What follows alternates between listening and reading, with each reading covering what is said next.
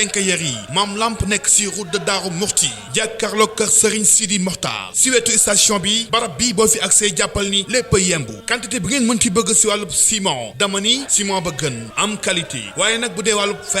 fer bi ñëpp di wër moo ngi fii béton nag moom c'est la meilleure qualité waa quincaillerie Mam Lamp Fall ñoo leen yembal lépp luy matériel de construction ci wàllub métallique menuiserie ébénisme maçonnerie plomberie électricité mbooleem corps de métier jàpp leen ni bu ngeen accès fii fekk fii lépp lu ngeen di wut te nag dafay doon qualité ba gën mbokk gaawal gaaw woote gaaw si 33 977 38 69 wala si 77 572 73 57 wala si 76 516 06 16 ak quincaillerie Mam Lamp jaaxle moo fi jeex.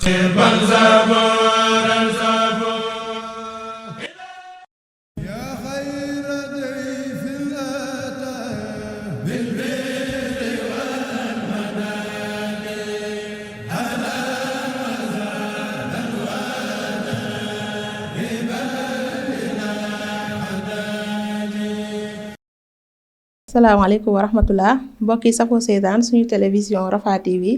ñu ngi leen nuyu bu baax di leen ziar di baalu àq bu baax a baax ñu ñëwaat ak yéen ci seen naafile bés bi tey di suñu ñaar fukkeelu guddi ak benn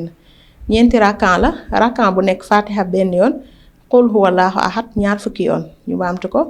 ñeenti rakkan la rakkan bu nekk fatiha benn yoon qul huwallahu ahad ñaar fukki yoon naafile gi nag ñu ngi ko toxalee ci Xuratul Ayni téereb Sëriñ Suhaybu Mbàkke Xaadimu Rasuul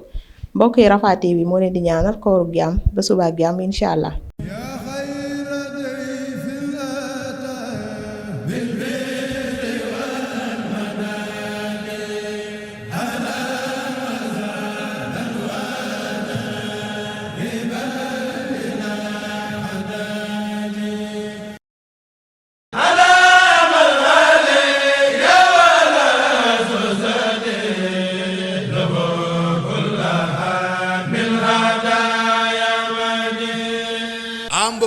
quincaillerie Mam Lamp nekk ci route de Darou Mourti jàkkaarloo kër Serigne Sidi Mokhtar ci wetu station bi barab bii boo fi accès jàppal ni lépp yembu quantité bi ngeen mën ci bëgg ci wàllub ciment dama ni ciment ba gën am qualité waaye nag bu dee wàllub